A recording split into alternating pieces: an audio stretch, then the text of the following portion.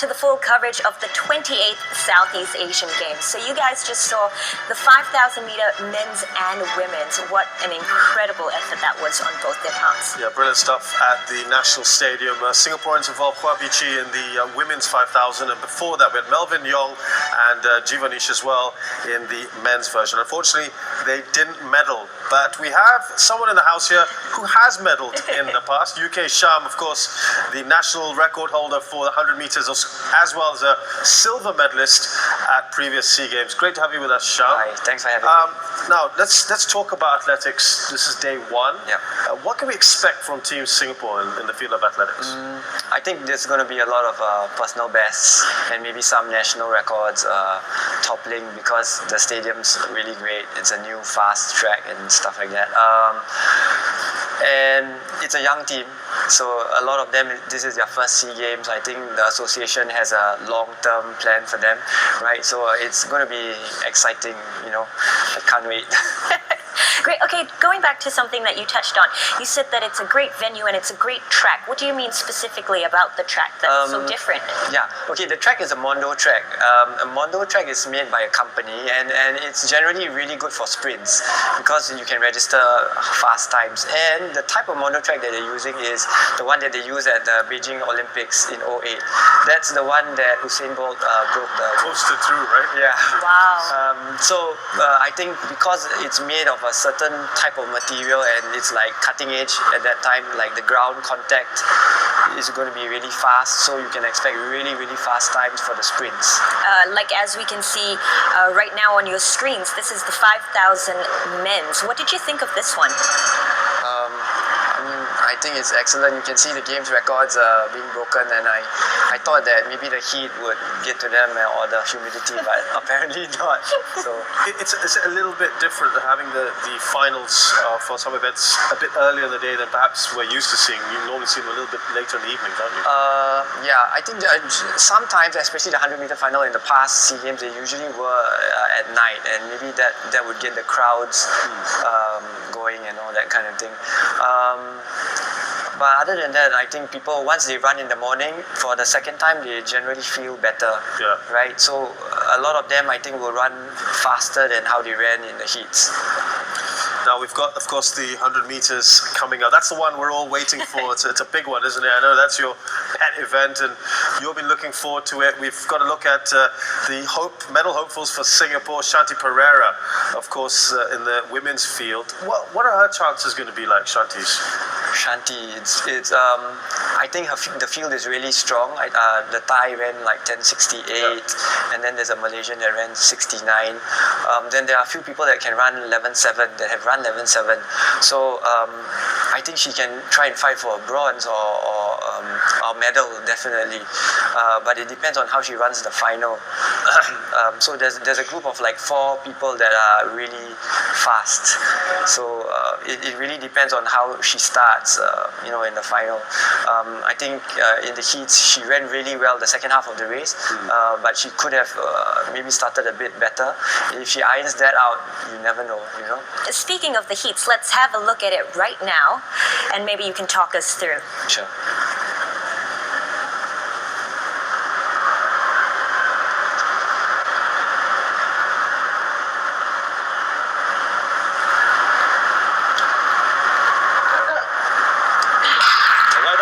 Pereira's out quickly in 7. Zulkifli on the inside, but a flyer as well, and Moose coming out after her with 40 to go. Zulkifli in front, coming through hard. Richardson from the clouds. Richardson. Zulkifli just beat Richardson. Lou. The time 11:67 in the first heat. A thrilling finale. We'll stand by for the result, but I think you'll find Zulkifli's just held on.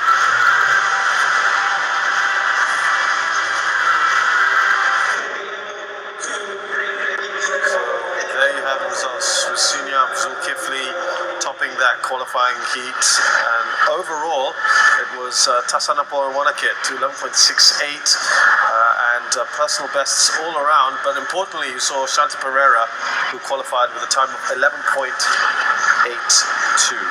So that was a personal best for her as well, so she'd be quite happy with that, Shanti Pereira. But No, sorry, personal best was actually in April, wasn't it? 11.8. 11, I think 11:79. Yeah. So she's really, really close to her personal best. So she's coming. I mean, she's peaking at yeah, that time. she is definitely peaking, and the pack is like 0.1 away.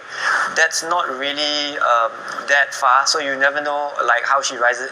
You know what she can do in the final. From the heats, we saw that her second half is really, really good, right? And that's why I think that she has really a medal chance in the 200. If she gets her start right, I think she can medal. But you know, in the 100 final, SEA Games, I think it's really tense. You know, so we just gotta wait and see. Keep our fingers crossed. Absolutely. So you were talking about how it was just fractions of seconds that she was away from the group. How do you make up for those seconds based on your own experience? Generally, sometimes if you're caught at the start, it really depends on what type of an athlete you are. Sometimes if you're the sort that panics, it can be really bad because you can tighten up and then your running mechanics can go all over the place. But if you have composure, if you've raced a lot, then it might be good. Some people like to be sort of like just a bit behind the pack because then they can close in towards the end. And also, I mean, in the 100 meters, right? If you accelerate too early, then you will sort of you can fizzle out because everyone decelerates at the last 20 or 30 meters. So if you extend your acceleration, your deceleration rate can be later, right? So that means you won't fizzle out too early in the race. Yeah. When we look back at the qualification, you know, it was interesting to see, as you mentioned, that she was having to go close to flat out, almost hitting a personal best. Some of the other girls, do we think that they've hit their best yet? Because we saw that some of the traditional favourites, like the Thais and the Indonesians, are right up there, aren't they? The Malaysian also ran. Yeah, she also ran like a 68 or something. I think they were going hard for sure, but I think at the last 2 or 3 meters, you could see that they sort of like shut down a bit. So they were not fooling around per se, but everyone was kind of pushing. But I think they can reduce the time. So they probably might be able to run 11:60. You never know. Yeah. Okay. Thank you very much for that, Shyam. We're going to go for a short break, and when we come back, we've got the 100 meters men's coming up.